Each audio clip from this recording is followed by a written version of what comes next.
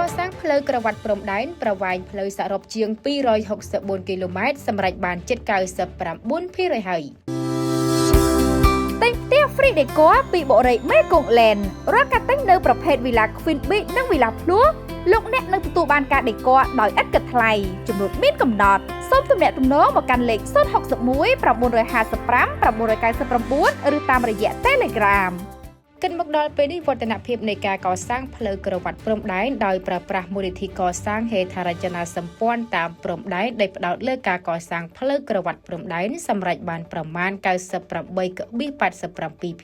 នៃផែនការរួមដែលមានប្រវែងសរុប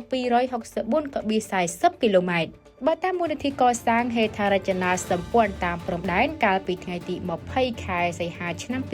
2026បានដឹងថានៅក្នុងដំណើរការកសាងផ្លូវព្រំដែននៅក្នុងរយៈពេលប្រមាណ20ខែកន្លងមកនេះក្រុមការងារចំពោះកិច្ចកកូម៉ូបានឈូសព្រៃទទឹង5ម៉ែត្រលើដីជាក់ស្ដែងបានប្រវែង 264.40 គីឡូម៉ែត្រសម្រាប់រកផ្លូវខ្សែដំបូងឈូសផ្លូវទទឹង20ម៉ែត្របានប្រវែង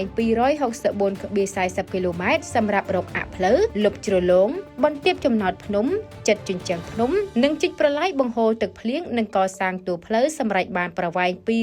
261.90 គីឡូម៉ែត្រនិងចក្រាលបាយកំទេចថ្មកិនបង្ហាប់បានប្រវែង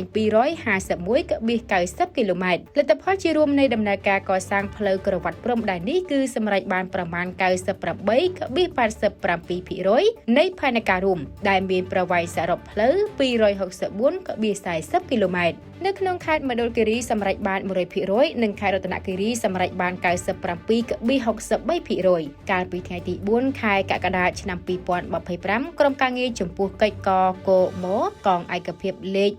715នៃកងកម្លាំងវិស្វកម្មបានឈូសបើកផ្លូវក្នុងទឹកដីកម្ពុជាទៅដល់បង្គោលលេខ0តំបន់កតុយនៀកដែលជាចំណុចប្រសព្វគ្នានៃព្រំដែនប្រទេសទាំង3កម្ពុជាឡាវនិងវៀតណាមនិងបានកំពុងបន្តកសាងនិងពង្រឹងផ្លូវនេះដើម្បីធានាភាពងាយស្រួលក្នុងការធ្វើដំណើរជាមួយគ្នានេះក្រុមការងារចំពោះកិច្ចកកូម៉ូថានឹងបន្តខិតខំអនុវត្តភារកិច្ចរបស់ខ្លួនឲ្យកាន់តែសកម្មប្រកបដោយស្មារតីទទួលខុសត្រូវខ្ពស់ដើម្បីឈានទៅសម្រេចបាននូវការកសាងផ្លូវតាមព្រំដែនតាមផែនការដែលបានគ្រោងទុកនិងបន្តផ្តល់ព័ត៌មានស្ដីពីវឌ្ឍនភាពថ្មីៗនៃដំណើរការកសាងផ្លូវក្រវ៉ាត់ព្រំដែនដោយប្រើប្រាស់មូលនិធិកសាងហេដ្ឋារចនាសម្ព័ន្ធតាមព្រំដែនដោយផ្ដោតទៅលើការកសាងផ្លូវក្រវ៉ាត់ព្រំដែននេះជូនដល់សាធារណជនជ្រាបជាបន្តបន្ទាប់ផងដែរសូមជម្រាបដែរថាការកសាងផ្លូវក្រវ៉ាត់ព្រំដែននេះគឺធ្វើឡើងតាមអនុសាសន៍ណែនាំដ៏ខ្ពង់ខ្ពស់បំផុតរបស់សម្ដេចធិបតីហ៊ុនម៉ាណែតនាយករដ្ឋមន្ត្រីកម្ពុជាស្ដីពីការប្រើប្រាស់ថវិកាមូលនិធិកសាងហេដ្ឋារចនាសម្ព័ន្ធតាមព្រំដែនដែលផ្ដោតលើការកសាងផ្លូវតាមព្រំដែនឲ្យបានត្រឹមត្រូវតម្លាភាពគណនេយ្យភាពនិងក្នុងស្មារតីសន្សំសំចៃខ្ពស់ក្រុមការងារចំពោះកិច្ចគ្រប់គ្រងមូលនិធិកសាងហេដ្ឋារចនាសម្ព័ន្ធតាមព្រំដែនដែលផ្ដោតលើការកសាងផ្លូវក្រវ៉ាត់ព្រំដែន Detour. Drive your future